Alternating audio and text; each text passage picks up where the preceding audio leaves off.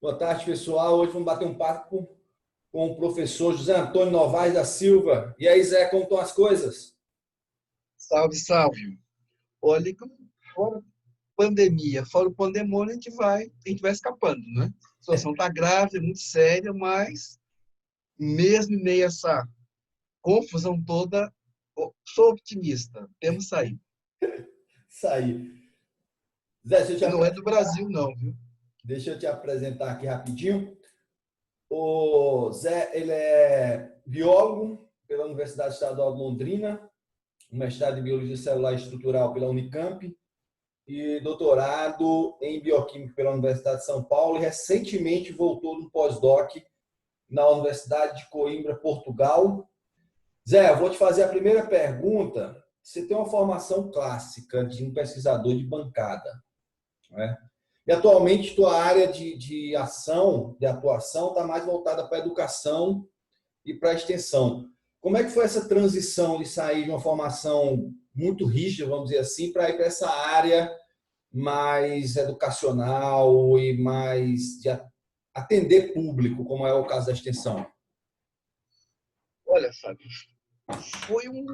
não foi uma migração fácil de se fazer, porque é toda uma discussão, é toda uma preparação que a gente que está ali no dia a dia, formando novos profissionais, novas pessoas para o mundo do trabalho, a gente não recebeu essa malemolência, não recebeu, digamos, esse tipo de preparação na graduação.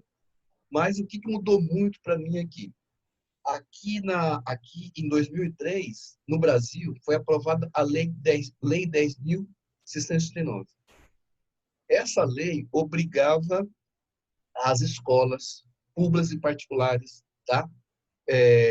Municipais, estaduais, tá?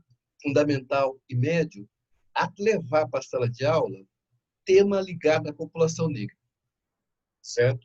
Aí o que acontece? A lei é nacional. E em 2006, nós implementamos a Lei 10.609 na cidade de João Pessoa, certo? Só que quando a gente implementa essa lei em João Pessoa, a gente amplia o leque de possibilidades, porque a lei original é para trabalhar, ela veio para trabalhar principalmente a história da África e artes. Quando eu venho para Paraíba, quando eu venho aqui para João Pessoa, dado o leque de pessoas que organizou, que discutiu a aprovação da lei, nós incluímos todas as áreas de conhecimento. Biologia, química, física, geografia, aí vai-se embora. E aí o que acontece? Foi aí que eu senti a falta de que, se eu estava envolvido nessa discussão, eu precisaria também colaborar no sentido de colocar profissionais, uma formação básica, com uma formação mais aberta, com uma formação mais ampla, que fosse além daquele aspecto da biologia formal, clássica. Porque se a gente parar para ver, por exemplo, o conceito de célula, tá? Um livro de ensino médio, um livro fundamental ou um livro superior, não há conflito nos conceitos. O conceito é basicamente o mesmo, tá? Agora, quando eu saio para a questão educacional, se eu for pensar o conceito de educação, varia de um autor para outro, tá bem? E quando a gente prepara um estudante da licenciatura para ir para a sala de aula, ele vai para um caldo de cultura muito grande, muitas vezes completamente diferente daquele da qual ele é originário, tá? E um caldo de cultura na qual a universidade, a sala de aula, mesmo o estudante passando por 15, 20, 30 docentes diferentes ali dentro, ele não tem a ideia, ele não tem essa formatação deste universo de complexidades que estarão ao redor dele. E foi isso aí que começou a me instigar. Foi isso aí que começou a mexer inicialmente comigo. Eu fui lentamente buscando as saídas e fui deixando cada vez mais a bancada e estou muito satisfeito nessa posição que eu me encontro agora. Ô Zé, desde que você começou a trabalhar na extensão, né, aí 90, quando você falou, 97? 97. 97.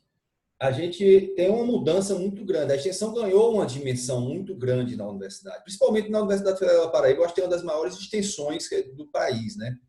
Você vê que tem uma preparação, a formação na graduação, ela já começou a se acomodar para essa nova realidade? Ou não, ou a gente ainda faz muita extensão, mas o aluno ele é preparado na prática e não durante o curso? Olha, o que acontece? A UFPB, ela tem uma tradição muito forte na área de extensão. Uma tradição que a gente conseguiu conquistar a nível nacional na época da pró-reitora Nazaré Zenaide, que se continuou, por exemplo, depois com a professora Lúcia Guerra. Então, o que acontece?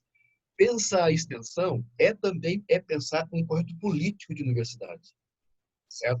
Então, o que a gente tem muito hoje, o estudante que chega para trabalhar com a gente na graduação, principalmente se eu pensar no estudante que vem para a nossa sala de aula, que vem para a biologia, a grande maioria não entende o que é um projeto de extensão no sentido da amplitude, tá? E no sentido de a gente trabalhar de uma forma, digamos assim, mais voltada para a ação comunitária, mais voltada para a comunidade, mais voltada para algo que é muito mais ampla que a biologia propriamente dita. Tá bem? Agora, veja, a nossa área, a biologia, ela nasce ali na metade das primeiras décadas do século XIX em diante. Ela é denominada, as áreas vão se formando, e a biologia, nessa época, ela surge como uma alternativa teórica, tá? Digamos, como uma renovação. Só que ela foi se prendendo ao longo dessas décadas em torno de tecnologias.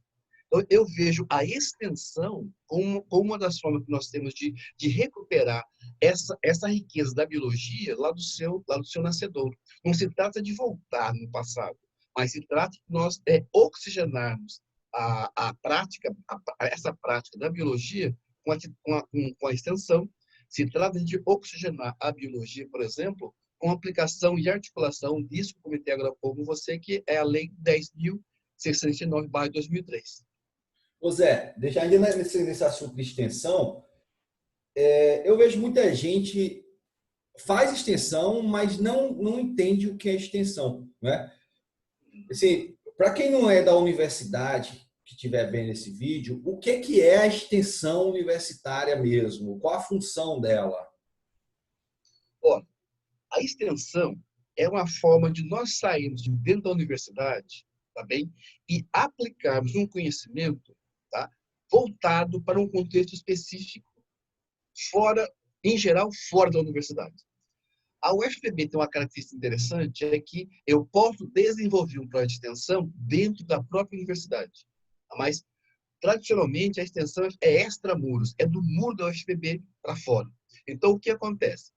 Nesse perfil de trabalho que eu tenho desenvolvido, ao longo desse tempo todo, eu desenvolvi projetos ligados à educação sexual na escola, desenvolvi projetos ligados a desenvolvimento de modelos de célula, tá? E mais recentemente eu tenho desenvolvido projetos de extensão ligados à questão da aplicação do conceito de célula e de saúde, tá? No cotidiano das pessoas. Então, o que acontece? Não adianta eu pensar qualquer um desses projetos e levar pronto para a escola A, B ou C, tá? Porque seria uma palestra, tá? Seria, por exemplo, uma série de palestras que seria feita nessas escolas ao longo de um ano. Então, quando eu penso nessa questão da extensão, é pensar a formação que eu ensino na universidade, obtida através da pesquisa, por exemplo, tá? Que eu consigo aplicar de uma forma específica dentro de um determinado contexto. No meu caso, o contexto educacional, porque eu sempre trabalhei em escola, por exemplo. Então, o que acontece? O primeiro projeto de extensão que eu tive foi um projeto de foi educação sexual também se aprende na escola. Esse projeto eu desenvolvia geralmente em duas escolas diferentes, ao mesmo tempo, mas atendendo o quê? Às especificidades da escola. Então, antes de começar o projeto, a gente conversava com a escola para ver se a escola tinha interesse no projeto. Tem? Ótimo. Então, se tem, que questões seriam interessantes discutir com os alunos. Então, a gente já fazia essa amarração, fazia essa articulação. E esses pontos, muitas vezes, alguns desses pontos variavam de uma escola para outra. num semestre X, eu tinha um arcabouço geral que era igual para as duas escolas, mas pontos específicos de uma escola A para uma escola B. E uma coisa que era importante, antes de começar o projeto em si, a gente ia para a escola, já no início do semestre, tá? Aplicava um questionário com algumas turmas, voltava, se trancava no UFPB por uns 30 dias, mais ou menos, e tabulava esses dados numa planilha de Excel. E aí a gente falava da escola para a própria escola. Não é porque a escola A é primeiro ano do ensino médio, a escola B é primeiro ano do ensino médio, que os perfis serão iguais. Então, em cima desse perfil, é que os projetos corriam, às vezes em paralelismo e às vezes se separavam. Então, a extensão, ela tem, digamos, essa importância, que é do quê? É a devolução social do conhecimento que nós produzimos. E fora esse contexto aí desses projetos do Probex, né, que são os primeiros projetos que eu consegui desenvolver, eu tive 3 projetos do Proext, tá, que são projetos que na época eram financiados pelo MEC, e eu consegui desenvolver 3 desses projetos. Um foi na cidade de Cabedelo, em escolas em Cabedelo, e 2 numa comunidade quilombola, que foi Caiana dos Crioulos. Mas levando, por exemplo, para Caiana dos Crioulos, questões ligadas a doenças prevalentes da população negra. Ou seja, levando conhecimento, discutindo com a sua comunidade aspectos de pesquisa ligados à saúde, que podem ser tratados de uma forma mais direta, permitindo que haja uma melhoria na qualidade de vida. Então, a extensão tem muita dessa situação. Ela é extramuros, e a aplicação desse nosso conhecimento acadêmico, desse nosso conhecimento científico, dentro de um contexto, nesse contexto clássico, tão formal quanto nós estamos habituados. Ô Zé, já entrando nessa questão da educação e saúde, a gente escuta um monte de bobagem, ideologia de gênero, que não se pode ensinar isso, que está doutrinando as crianças, um monte de bobagem, né? Você que vê a realidade disso das escolas públicas. Te fazer 2 perguntas. Qual foram os principais desafios em abordar esses temas, né? E quais foram as maiores fragilidades que você percebeu que, vamos dizer assim, que corroboram a necessidade de cada vez mais a gente discutir esses temas? Olha, um desafio muito grande. Mostrar nas escolas, discutir nos grupos das escolas, inclusive, às vezes, nas equipes de trabalho que eu participei, a questão do racismo estrutural que nós temos no Brasil, que permeia também toda essa discussão. Tá? Veja, sabe, se nós pegarmos a idade de iniciação sexual das adolescentes femininas aqui na Paraíba, tá? nós vamos ter nós vamos ter 2 extremos. A iniciação mais precoce ocorre em Cabedelo, na faixa dos seus 11 anos de idade, tá bem? E a mais tardia ocorre lá em Cajazeiras, na faixa dos seus 15 anos de idade. Agora, o que acontece? Se eu recortar essa iniciação sexual por raça, colocando a cor da estudante, tá? O que eu percebo? Essa iniciação sexual, quando a estudante é negra, ocorre de um ano a 2 anos da estudante que é branca. Para menos Tá? ou para mais? Não, para menos. Para menos. Para menos. Então, uma adolescente negra aqui de Cabedelo, com 10 anos de idade, negra, ela tem tendências a ter uma relação sexual antes dos 10 anos de idade, às vezes com 9. Se eu vou lá para Cajazeiras, uma adolescente branca lá de Cajazeiras que se iniciou sexualmente aos 15, a negra se inicia aos 14, aos 13. Então, nós temos uma série de situações de cunho social que estão envolvidas com a questão do racismo, tá legal? E que influenciam tudo isso, tá?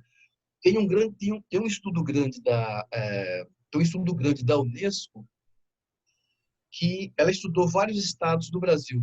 Estudou Pernambuco, estudou Rio Grande do Norte, pulou a Paraíba, tá? E justamente nessa lacuna ele deixa uma lacuna não só geográfica, mas deixa uma lacuna também na coleta de dados. nessa lacuna que ele deixa, tanto geográfica quanto na coleta de dados, entram essas informações que a gente consegue coletar aqui. Tá bem? Agora, o que acontece? Há toda uma... quem vem falar em ideologia de gênero vem com aquela questão como se educar não fosse um ato político. Tá? É impossível, da forma como a gente vai se constituindo enquanto docente universitário, não existe como entrar numa sala de aula e deixar o cidadão do lado de fora. Você não é um técnico, eu não sou um técnico. Mas uma situação sou eu ter uma posição política, a outra eu não ter lisura suficiente para saber usar essas informações dentro da sala de aula. Veja, essas informações, essa discussão, elas são fundamentais porque são momentos nos quais os biólogos, as biólogas que estão lá discutindo educação sexual nas escolas, faltam para eles falta para eles um pouco de experiência e de conhecimento no tema para poder tratar do assunto sem tabu, tá bem? Veja, se a gente pegar um livro de biologia, um livro do ensino fundamental ou um livro de ensino médio, nós temos lá uma série de doenças sexualmente transmissíveis. Nós já estamos com a AIDS, pelo menos há 30 anos, na nossa sociedade, tá? Só que nós não temos, em nenhum dos nossos livros, uma abordagem educativa e social em relação ao HIV, tá? Se a gente for olhar os números hoje, 60% dos casos de HIV no Brasil estão na população negra, a população extremamente vulnerável. Só que essa não é uma discussão que nós temos ali dentro. Então, a grande dificuldade no articular esses temas, a grande dificuldade de articular todas essas questões, vem de buscar sensibilizar docentes, gestores escolares, no sentido de que nós temos uma sociedade que foi fundada na exploração da população negra e pela população branca.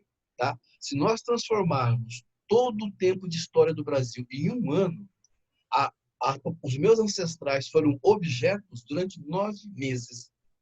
Tá bem? Os outros 3 meses é que houve, entre aspas, a libertação. Mas uma libertação sem o quê? Sem política pública. Então, nós fomos abandonados e sujeitos ao racismo e todo esse genocídio que a sociedade coloca em cima da gente hoje.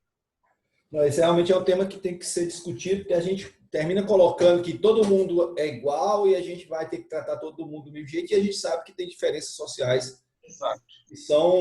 Que são empecilhos até para o aprendizado, né?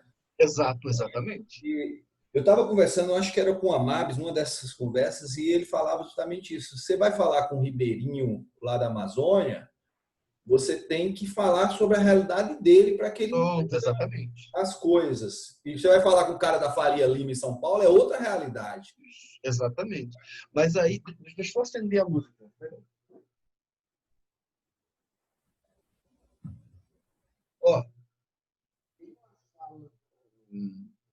O Gilberto Freire, ele diz o seguinte: eu sou biólogo, tá?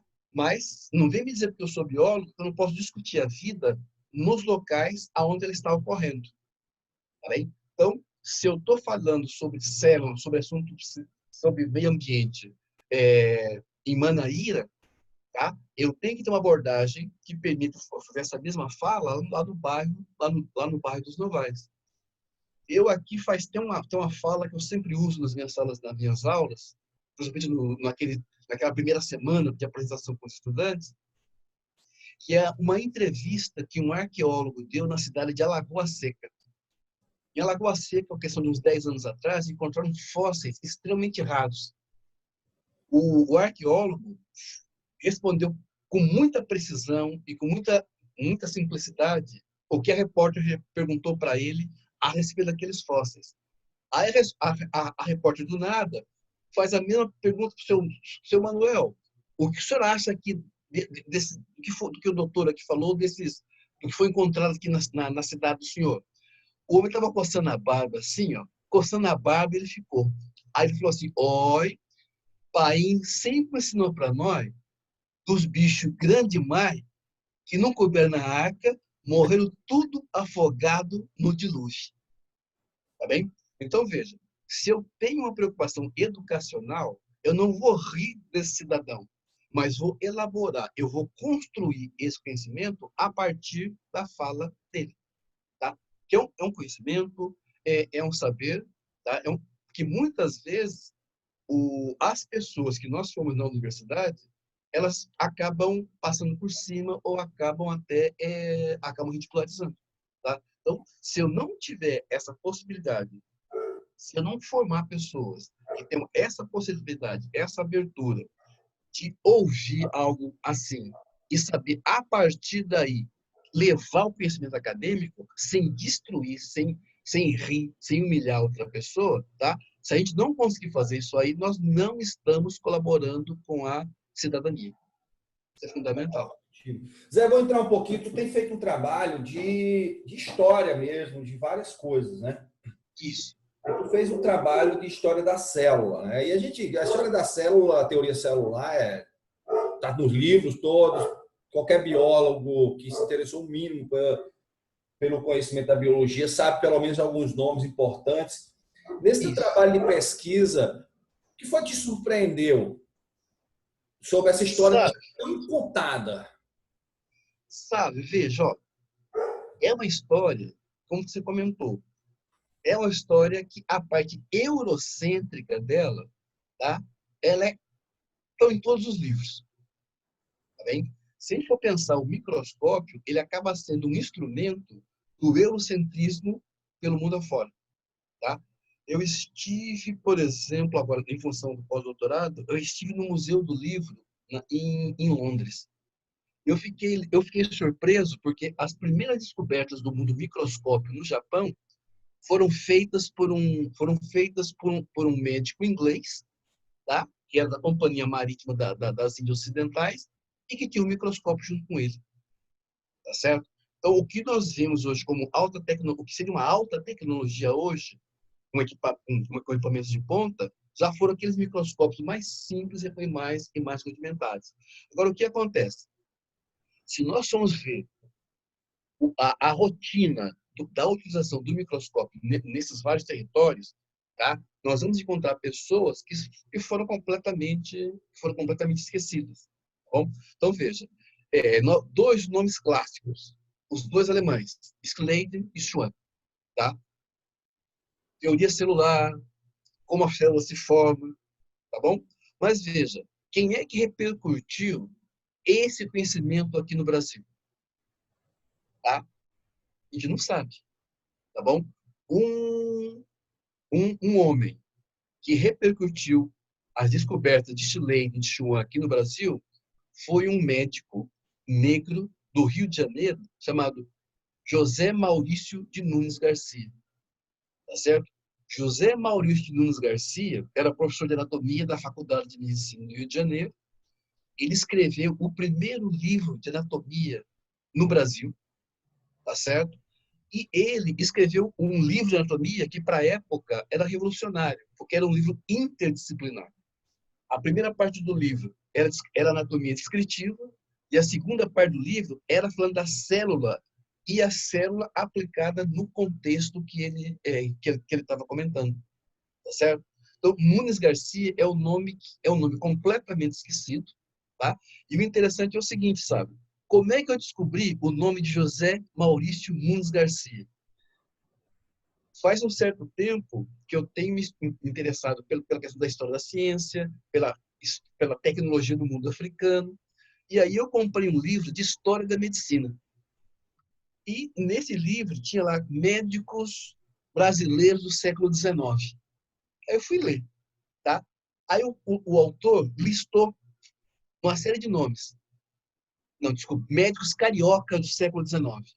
Ele listou uma série de nomes. Aí ele puxa uma nota de rodapé. Eu achei estranho uma nota de rodapé. Fui ver o que era. Era o nome de um médico. Eu fui levantar quem era.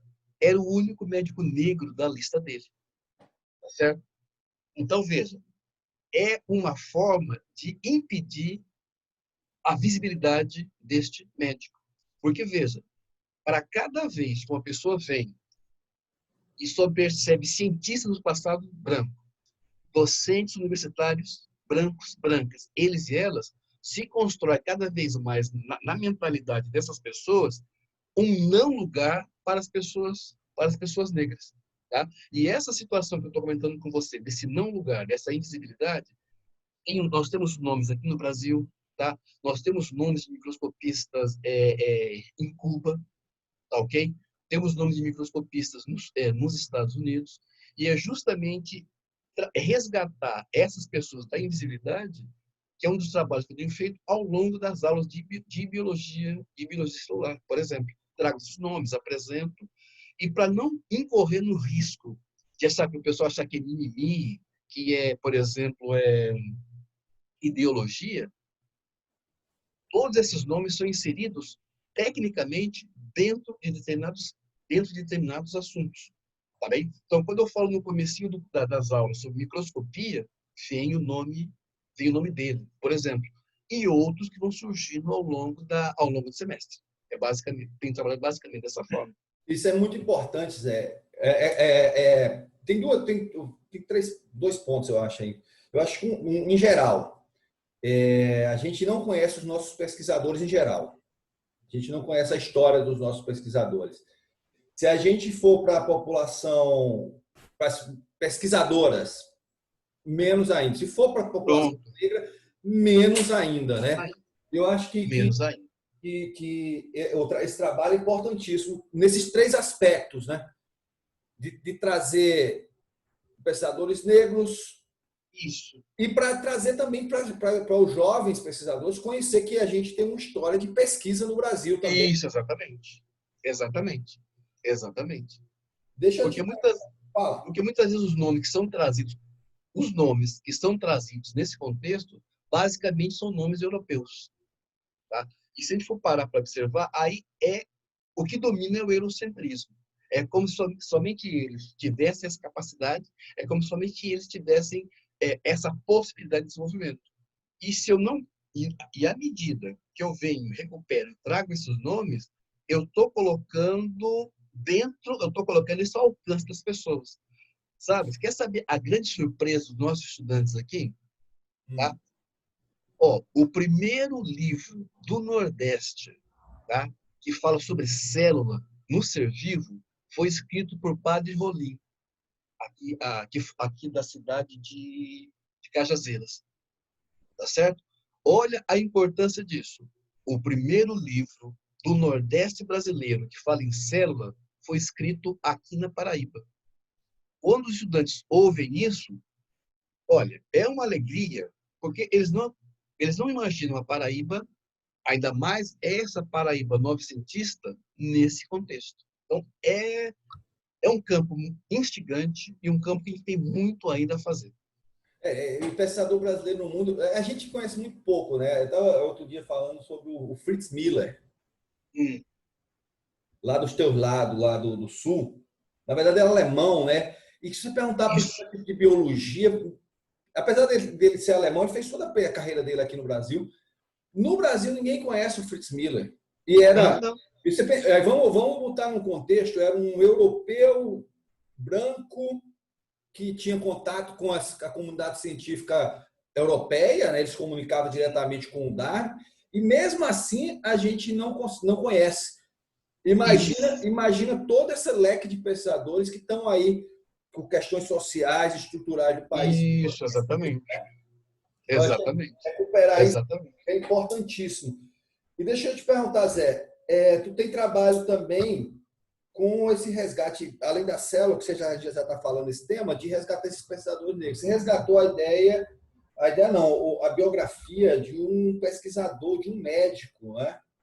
Isso. Um trabalho recente. Fala um pouco sobre como é que foi isso, como é que tu chegou nesse trabalho, como é que tu se aprofundou e o que te surpreendeu. Olha, esse artigo que você está comentando, ainda estou trabalhando sobre esse pesquisador, é o Tito Lívio de Castro. Tá?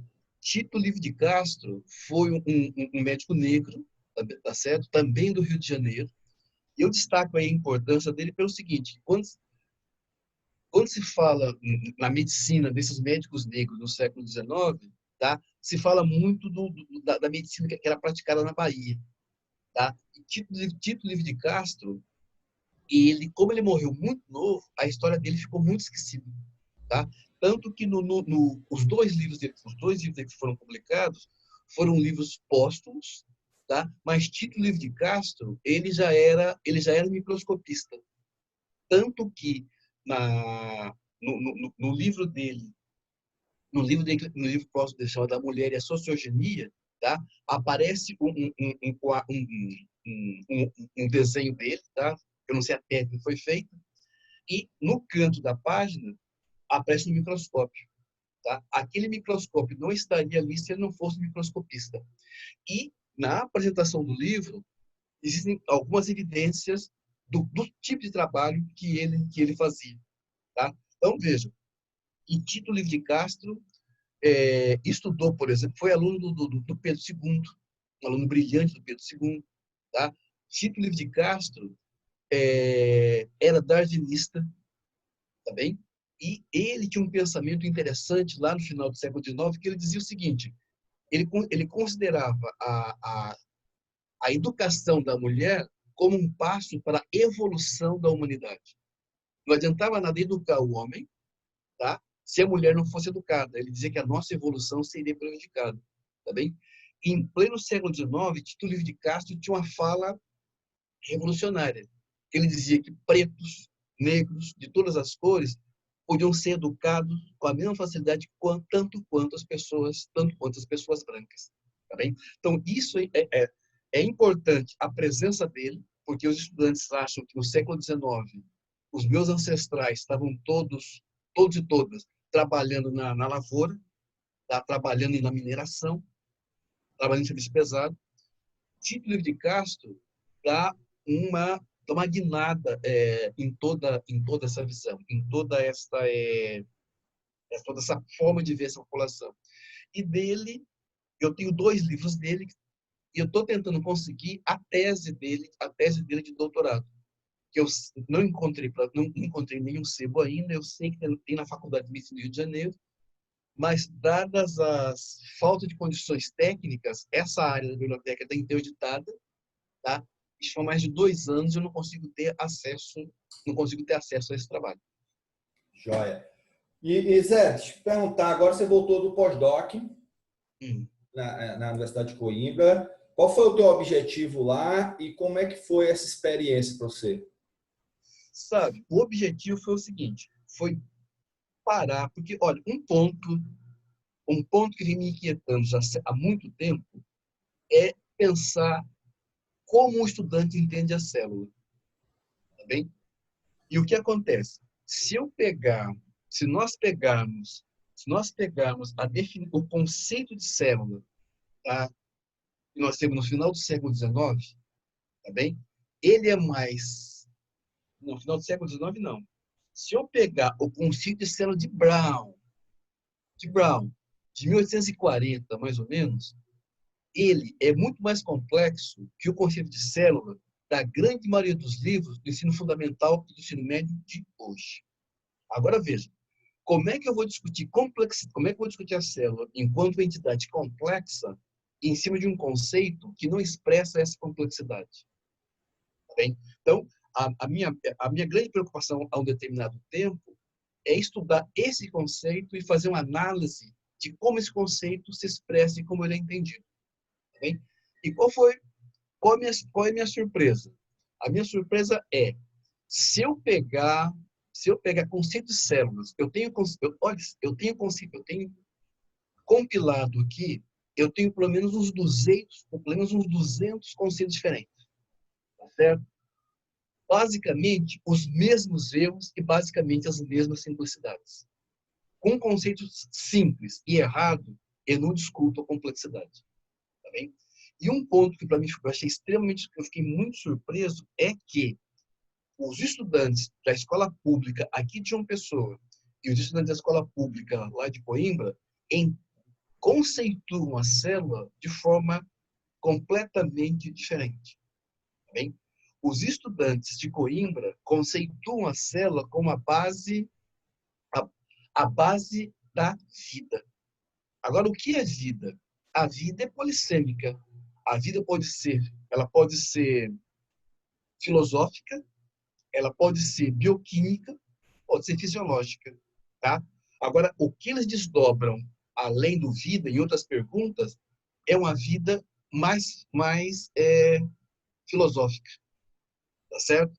Os estudantes aqui da Escola Pública de João Pessoa, primeiro ano de ensino médio, tanto lá quanto aqui, como é que eles conceituam a célula?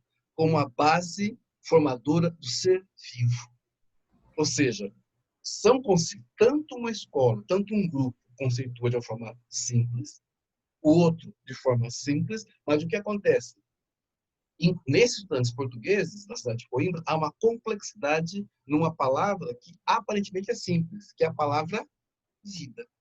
Tá bem? Então, veja, a gente tem toda uma trama de estudos e de discursos a serem estudados nesse momento para que se tenha o quê? Que a gente possa pensar num processo de ensino-aprendizagem que rompa essa barreira que nós temos aqui do ser vivo e coloque essa célula de uma forma mais ampla na cabeça desses estudantes. Só que é uma batalha árdua no seguinte sentido, que os livros que nós temos do fundamental e do ensino médio, os autores dos mais famosos aos menos famosos, conceituam célula, às vezes, com 5 palavras. Não colocam nesse conceito membrana, por exemplo. Tá bem? Tem conceito de célula hoje, no fundamental e no médio, que fala, que acha que coloca lá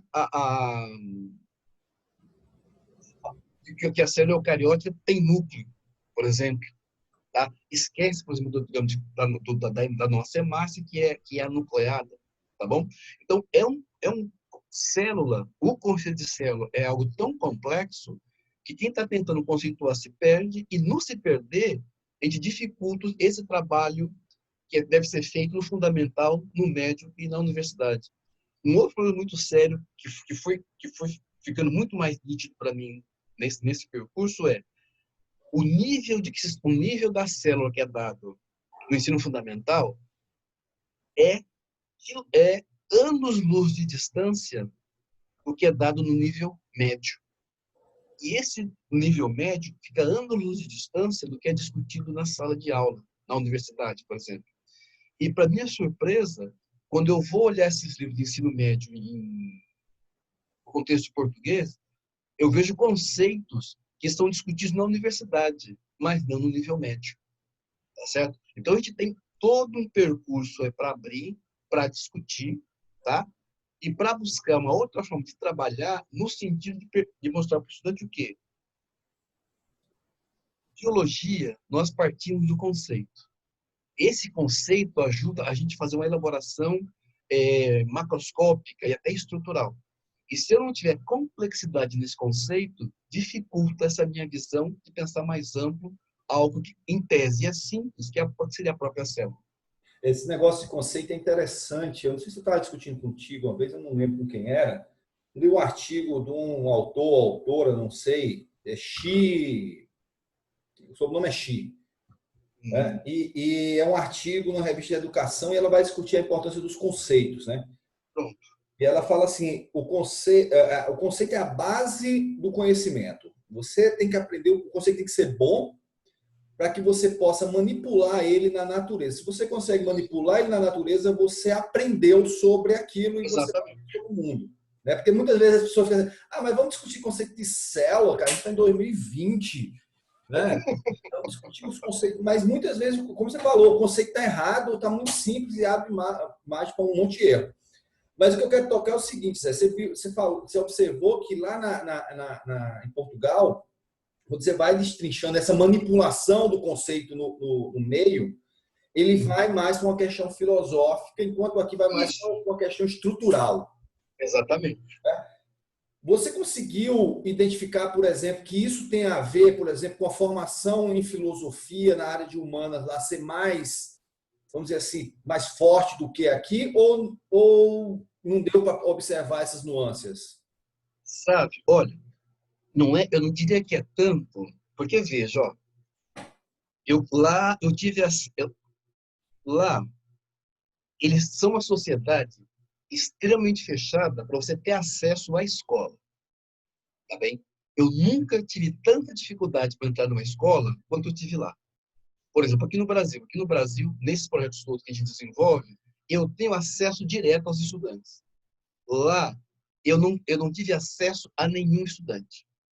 Eu cheguei, me apresentei, o diretor tinha uma agenda muito mais difícil de acesso a ele do que sei lá, do que o presidente da República, do que o primeiro-ministro lá de Portugal. Foram meses. Mas o que eu conversei com ele? Quando eu consegui conversar com ele, o que eu consegui? Lá, eu consegui que parte dos questionários fossem aplicados por estudantes que fossem para a área de técnica, tá? Fosse para biológicas e área técnica, e parte dos questionários fossem para a área, estudantes da área de humanas, certo? E aí, o que eu percebi? Ali, não é tanto essa questão, pelo menos assim, é algo, eu não terminei essa análise de todos os dados, mas, numa primeira vista, que eu discuto meio superficialmente no meu relatório, é justamente o quê? Tem muito a ver com o interesse em leituras, as mais diversas possíveis que os estudantes fazem, tá bem? E capacidade de pensar um pouco maior, capacidade de abstração, tá bom? Sabe, olha só que curioso. Teve um dia que eu fui, eu não me, foi no final do ano, tá bem? Na, Lá pelo dia 20, nas vésperas do Natal. Eu fui ao mercado, depois fui numa loja ver umas coisas. Em algumas lojas ver uma coisa. Ver alguma camisa, essas coisas, tá? Ó, eu fiquei surpreso, tá bem? Aonde é que tinha fila para pegar coisas e para pagar? Na livraria, tá certo? Sabe? Não havia fila nem tumulto em loja de roupa, em loja de calçado, em loja de equipamento esportivo. A fila era aonde? Na livraria. Eu achei aquilo espantoso. Aí eu não fiquei satisfeito.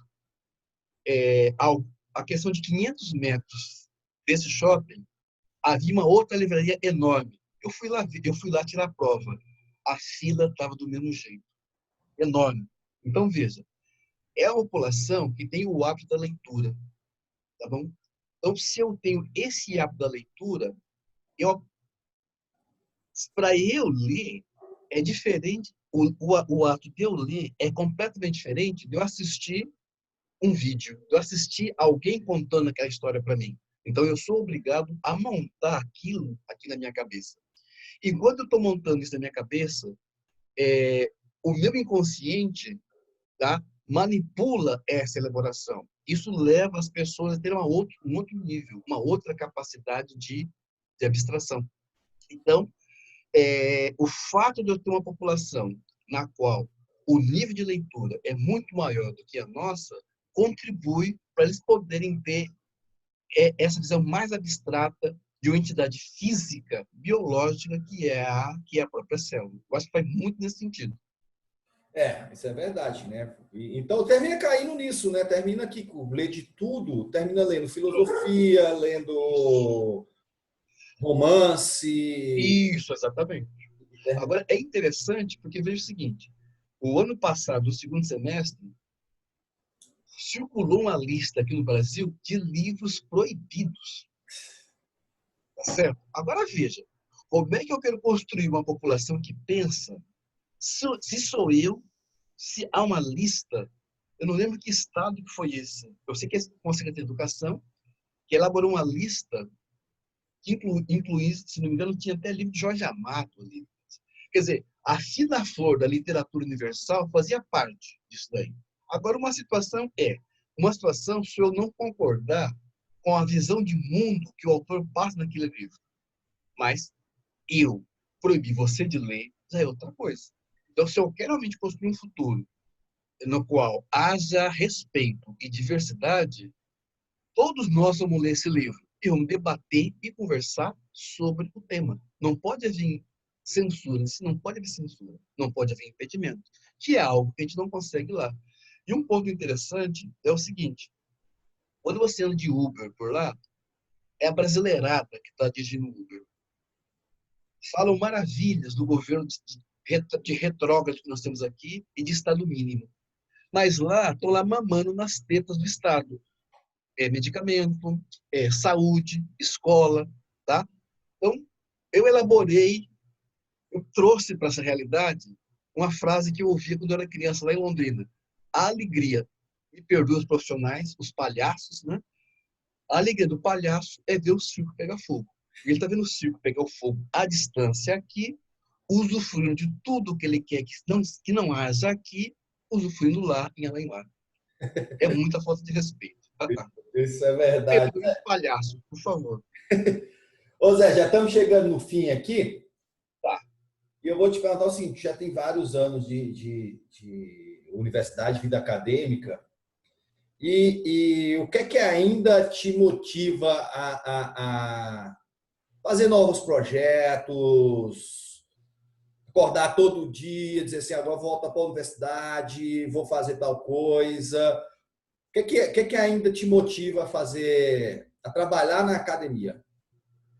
Sabe, por incrível que pareça, quando eu estava no terceiro ano do primário, eu tinha aula com uma professora chamada Dona Branca. Dona Branca olhava para nós e falava assim, ó, vocês vão construir o futuro do Brasil. Tá bem? E hoje, já com 30 e tantos anos de universidade, com uma aposentadoria que, em tese, em teoria, se aproxima, o que me estimula? Eu encontrar a cada semestre ali estudantes que vêm com aquele brilho no olhar. Tá? Esse brilho no olhar é que me estimula, me instiga a não parar, a, a mostrar que é novidade, a mostrar que, embora nós vamos discutir um tema que eu discuti ano passado e ano passado, teremos novidade aqui e que desse material que, em tese, em teoria, é repetitivo, nós temos como elaborar situações novas de ensino e de aprendizagem. Olha, eu já estou na UFPB como docente há quase 32 anos. Já teve um momento ali que o semestre acabava, salário lá embaixo, cheque especial lá em cima. Eu falava assim, ano que vem eu não faço porcaria nenhuma. Ano que vem eu vou empurrar com a barriga.